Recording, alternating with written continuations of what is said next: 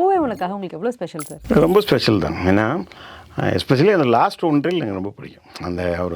அந்த முதல் காதல் மேல்னு சொல்லி பேசுகிற டயலாக் ஆகட்டும், எனக்கு பிடிச்ச டயலாக் என்னென்னா, எனக்கு தெரியல அதுக்கு முந்தி வந்த படமாக இன்றைக்கி பிந்தி வந்த படத்துலேயும் அந்த மாதிரி இருக்குமான்னு தெரியல. ஏங்க அவங்க இதுபடி பார்த்தா அப்போ லவ் ஃபெயிலியர் ஆனவங்களாம் வேறு கல்யாணமே பண்ணிக்கூடாதா அப்படின்னு அவள் கேட்பாள்.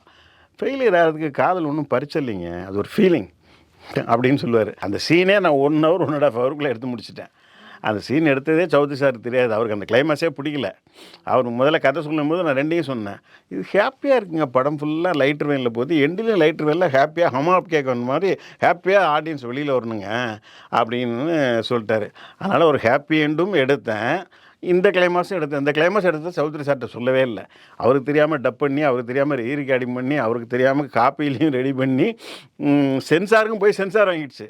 அதுக்கப்புறம் சௌத்ரி சார்கிட்ட போட்டு காமிச்சு அவருக்கு அப்பவும் பிடிக்கல. அவருக்கு ரொம்ப கன்வின்ஸ் பண்ணி அந்த கிளைமாக்ஸை நான் ஓகே இதை வச்சு இது இன்றைக்கும் பேசப்படுது இந்த கிளைமாக்ஸ்.